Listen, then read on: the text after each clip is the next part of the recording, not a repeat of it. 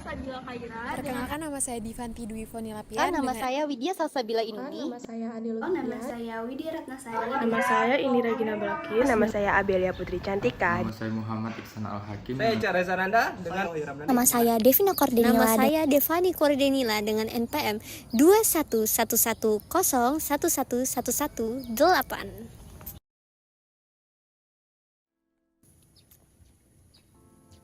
Halo guys, kami dari kelompok 1 akan memperkenalkan ke kalian nih tentang bab 2. Kami akan belajar tentang sistem ketenagakerjaan nasional dan juga HRM internasional. Yuk kita belajar. Nah guys, jadi pada bab kali ini terdapat submateri. Yang pertama, jenis dan jumlah sistem nasional. Yang kedua, sistem bisnis nasional dan HRM di perusahaan di multinasional. Yang ketiga, efek pengelolaan kepemilikan dan juga negara asal. Nah, pada bab 2 ini memiliki tujuan pembelajaran. Bab 2 ini mengenai sistem ketenagakerjaan nasional dan HRM internasional, yaitu yang pertama menjelaskan dampak efek negara asal dan negara tuan rumah terhadap praktik sumber daya manusia perusahaan multinasional atau MNCs atau Multinational Corporations. Yang kedua, mengkaji secara lebih rinci sifat hubungan kekuasaan dalam perusahaan multinasional dan hibridisasi kebijakan MSDM dalam konteks nasional yang berbeda-beda. Yang ketiga, pertimbangkan bagaimana variasi nasional telah berubah pada periode deregulasi global baru-baru ini. Oke, jadi intinya bab 2 ini akan berfokus untuk membahas 3 hal utama. Yang pertama, bagaimana sistem ketenagakerjaan membentuk konteks MSDM internasional. Dan yang kedua, pengaruh perbedaan antar negara terhadap keputusan manajemen sumber daya manusia dalam perusahaan multinasional. Dan yang terakhir, yaitu yang ketiga, dampak tekanan globalisasi terhadap kelembagaan dan konsekuensinya terhadap MSDM internasional. Nah, gimana? Pada nggak sabar kan? Materi yang bermanfaat ini apa aja sih yang akan dibahas? Mengenai apa aja pembelajarannya? Yuk, mari simak materinya sampai selesai ya. Dan don't forget to take notes, everyone. Happy watching! Materi yang pertama yaitu jenis dan jumlah sistem nasional. Jenis kapitalisme dalam konteks sistem bisnis nasional. Yang pertama yaitu ekonomi pasar liberal. Dalam ekonomi pasar liberal, upah ditentukan di dalam perusahaan tanpa campur tangan lembaga hubungan industrial di tingkat sektor. Kemudian yang kedua, sistem pelatihan dan pendidikan kejuruan lebih mengandalkan konsumen untuk memilih hasilnya. Yang ketiga, modal untuk investasi perusahaan cenderung berasal dari pasar ekuitas dan pendanaan jangka pendek. Yang keempat, hubungan antar perusahaan lebih bersifat kompetitif dengan sedikit ketergantungan pada kolaborasi jangka panjang.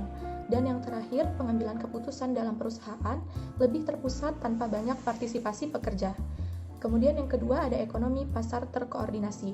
Dalam ekonomi pasar terkoordinasi, upah biasanya ditentukan melalui lembaga hubungan industrial di tingkat sektor. Yang kedua, sistem pelatihan dan pendidikan kejuruan lebih didukung oleh lembaga yang membantu perusahaan untuk memastikan tingkat keterampilan yang lebih tinggi. Yang ketiga, modal untuk investasi perusahaan cenderung berasal dari penyedia jangka panjang seperti bank. Yang keempat, hubungan antar perusahaan lebih bersifat kolaboratif dengan ketergantungan pada hubungan jangka panjang. Dan yang terakhir, pengambilan keputusan dalam perusahaan lebih melibatkan partisipasi pekerja dan kerjasama tim. Baik, selanjutnya yaitu perbedaan antara jenis kapitalisme nasional dan dampaknya terhadap SSDM. Pertama dibagi menjadi dua, yaitu ekonomi pasar liberal atau LME, yang kedua ekonomi pasar terkoordinasi atau CME. Perbedaannya yaitu dari sistem keuangan. LME merupakan pasar saham besar yang berbasis ekuitas. Mudahnya investor berpindah aset. Hal ini menimbulkan tekanan kuat terhadap profitabilitas jangka pendek. Sedangkan untuk CME yaitu berbasis kredit, yang dimana peranan penting bagi perbankan. Hal ini seringkali mengambil peran langsung dalam pengambilan keputusan, perusahaan melalui perwakilan di tingkat dewan direksi dan lain-lain, dan mempunyai pandangan jangka panjang terhadap kesuksesan perusahaan. Lalu yang kedua, hubungan antar perusahaan, yang dimana LME sendiri kompetitif dan berbasis saluran. Misalnya, subkontrak cenderung didasarkan pada persaingan harga dan tingkat kepercayaan yang relatif rendah. Sedangkan CME itu kolaboratif, baik dalam hal menciptakan infrastruktur kelembagaan atau tawar-menawar upah, pelatihan, dan lain-lain, maupun dalam hal hubungan jangka panjang dengan rasa saling percaya yang tinggi di seluruh rantai pasokan perusahaan besar. Contohnya dari LME sendiri yaitu dari Inggris, Amerika Serikat, Kanada, Australia, negara maju berbahasa Inggris lainnya. Sedangkan dari CME sendiri yaitu dari Jerman, Jepang, ekonomi Skandinavia, Belanda, Australia, dan Swiss. Selanjutnya akan dijelaskan oleh rekan saya. Selanjutnya ada pelatihan kejuruan dan pendidikan. Pada LME biasanya pendidikan disediakan oleh negara. Sistem pelatihan kejuruannya tidak stabil karena biasanya perusahaan-perusahaan besar lebih memilih menggunakan sistemnya sendiri daripada berkontribusi pada sektor sektoral. Sedangkan CME, perusahaan mengumpulkan sumber dayanya dalam sistem pelatihan kejuruan yang sangat maju, biasanya dalam tingkat sektoral. Selanjutnya adalah penentuan upah. Dalam LME ditentukan pada tingkat tempat kerja atau perusahaan, sedangkan CME adalah dalam tingkat pusat, yaitu nasional atau sektoral. Selanjutnya adalah prinsip hubungan kerja. Dalam LME menyebabkan rendahnya hubungan saling percaya antara pengusaha dan pekerja. Ketergantungannya fleksibilitas numerik, sedangkan CME hubungan jangka panjang dengan kepercayaan tinggi pada pekerja inti. Ketergantungannya fleksibilitas fungsional.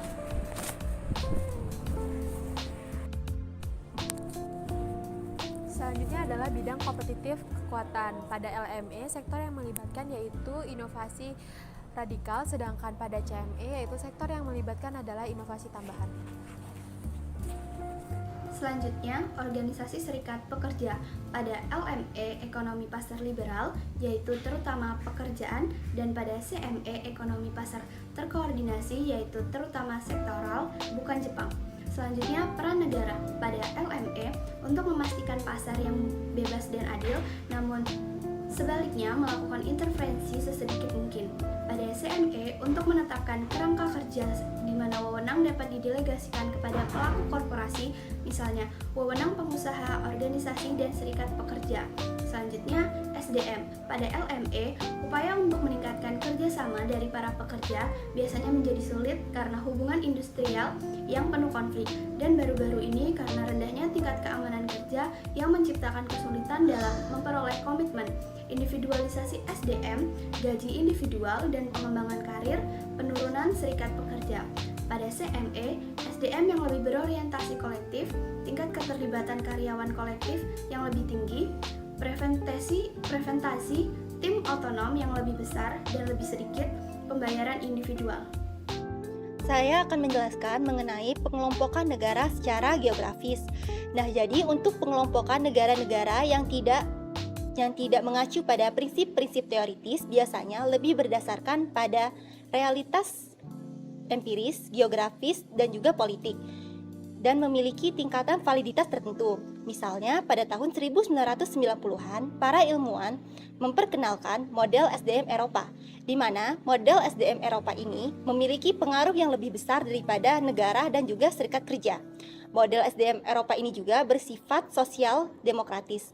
Model SDM Eropa ini terinspirasi oleh model sosial Eropa yang dikembangkan oleh seorang aktor politik dan sosial yang berasal dari UE. Model sosial Eropa ini berhati-hati terhadap adanya asumsi persamaan budaya antara negara-negara dalam pengembangan institusi supranasional. Selanjutnya, saya akan menjelaskan mengenai variasi kapitalisme Mediterania. Contoh negara-negaranya ada Prancis, Spanyol, Portugal, Yunani, Italia, dan Turki. Ciri-ciri dari variasi kapitalisme Mediterania adalah sistem keuangan tradisional berbasis kredit, namun meningkatnya ketergantungan pada investor ekuitas asing. Lalu ada hubungan antar perusahaan didasarkan pada juara nasional yang besar.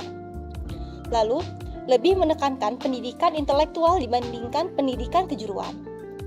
Lalu, penentuan upah historisnya bersifat sektoral dengan tingkat upah real yang seringkali ditentukan di tingkat tempat kerja perusahaan. Yang terakhir, manajemen hierarkis dengan organisasi produksi Tayloris secara historis. Namun, beberapa perusahaan mulai mengadopsi elemen MSDM gaya Amerika. Di bagian 2, selanjutnya ada sistem bisnis nasional dan human resource management di perusahaan multinasional. Negosiasi kebijakan, kolaborasi dan kontestasi di MNC. Berbagai faktor seperti sistem bisnis nasional, dilema antara pengendalian dan membangun komitmen, serta pengaruh globalisasi mempengaruhi strategi sumber daya manusia. Tes negosiasi dan interpretasi oleh berbagai pihak berkepentingan menjadi kunci dalam pembentukan kebijakan sumber daya manusia yang menggabungkan elemen-elemen dari berbagai sistem bisnis.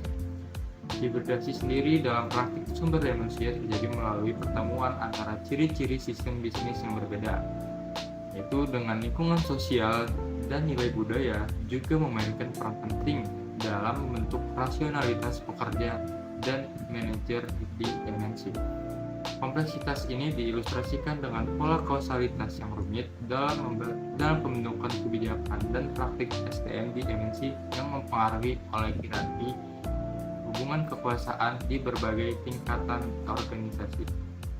Berikutnya pada gambar 2.1 terdapat representasi skematis yang disederhanakan tentang bagaimana sistem bisnis nasional membentuk multinational corporation human resource management.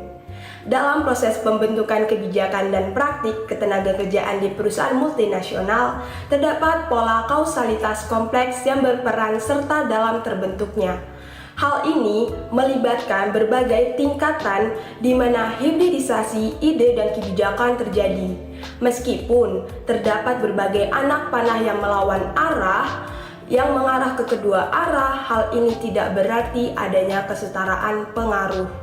Dalam banyak kasus, sifat hierarki struktur kekuasaan menandakan bahwa aliran ke bawah cenderung lebih signifikan dibandingkan aliran ke atas.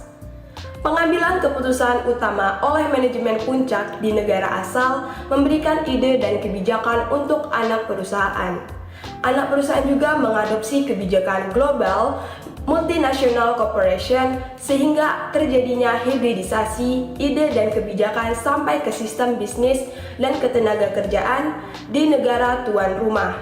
Bagian selanjutnya yang akan membahas lebih dalam bagaimana alur ini akan bekerja dalam praktiknya. MNC sebagai sistem ketenagakerjaan internasional yang menyoroti bahwa perusahaan multinasional memiliki kekuatan besar dalam menentukan kebijakan dan praktik mereka di seluruh dunia.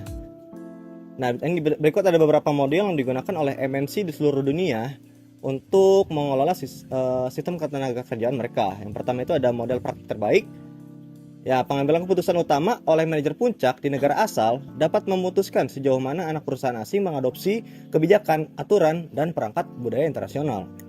Suatu kesalahan untuk berpikir bahwa para manajer puncak di negara asal percaya bahwa situasi manajemen sumber daya manusia yang berkaitan dengan operasi di negara asal mereka sudah optimal. Seperti yang dikatakan oleh Elder dan Smith, model praktik terbaik terbentuk di dalam tetapi dibebaskan dari konteks nasional dan perusahaan tertentu. Dan kedua ada model dominan. Bahkan jika para pengambil keputusan utama ingin menciptakan sistem internasional berdasarkan ide-ide yang dipelajari tentang praktik terbaik, ide-ide tersebut mungkin tidak sepenuhnya berasal dari negara asal. Secara khusus, beberapa sistem nasional lebih populer di kalangan manajer puncak internasional dibandingkan sistem lainnya. Ini dinamakan sistem dominan yang banyak dipakai oleh MNC dari negara lain. Daripada mengekspor model nasional sendiri, lebih baik memilih kebijakan yang lebih kompetitif dan berkuasa secara global. Yang ketiga ada segmentasi strategis, meminimalkan biaya dengan menghindari mengekspor beberapa teknik manajemen yang lebih canggih jika teknik tersebut tidak penting. Sistem ini terinspirasi oleh praktik di Jepang dengan mengambil keputusan strategis untuk melaksanakan segmentasi, untuk melakukan segmentasi pada sistem produksi dan ketenagakerjaan dengan regulasi yang ringan mengenai sistem ketenagakerjaan tuan rumah untuk menciptakan pembagian antara pekerja inti dan pinggiran. Segmentasi strategis juga dapat terjadi jika sistem kelembagaan negara tuan rumah menyediakan sumber daya yang sulit ditiru oleh negara lain. Selanjutnya saya akan menjelaskan submateri ketiga berupa efek pengelolaan, kepemilikan, dan negara asal. Pada bagian ini adanya keanekaragaman literatur kapitalisme pada dasarnya menjelaskan perbedaan nasional yang terbagi pada dua divisi, yaitu yang pertama pengaruh lembaga-lembaga nasional dan asumsi budaya historis terhadap perubahan bagi para manajer atau manajerial. Selanjutnya, seperti yang telah disinggung mengenai MNC, kajian ini lebih rumit karena adanya asumsi atau pemikiran terhadap imbas dari berbagai pelaku dengan sistem nasional berbeda yang bertemu dan dengan latar belakang peraturan juga asumsi yang berbeda. Selanjutnya, dimensi yang kedua yaitu terkait variasi dalam pembiayaan perusahaan. Mengenai hal ini, perbedaan yang ada terlihat pada sistem berbasis kredit, seperti contohnya di Jerman, yang membedakan perusahaan dari sistem berbasis ekuitas atau perusahaan umumnya mendapatkan pendanaan melalui pinjaman bank jangka panjang dengan pendekatan ekuitas. Dan seperti di Amerika Serikat, pasar saham likuid merupakan hal yang jauh lebih penting. Selanjutnya, perbedaan-perbedaan yang ada tersebut akan mempengaruhi strategi kebijakan perusahaan, termasuk dalam hal akses terhadap modal jangka panjang dan jangka pendek. Berikutnya terkait dampak globalisasi dan finansialisasi. Berkaitan dengan dimensi kedua sebelumnya, kita harus menangani pertentangan berdasar ini dalam beberapa aspek krusial. Misalnya, menjadi ekonomi pasar liberal seperti Amerika Serikat dan Inggris memiliki dampak yang masih bersifat sementara pada perusahaan yang mengelola bisnis mereka antara pertengahan 1970-an hingga krisis keuangan global 2008. Sejak saat itu tidak ada indikasi perubahan dari tren ini.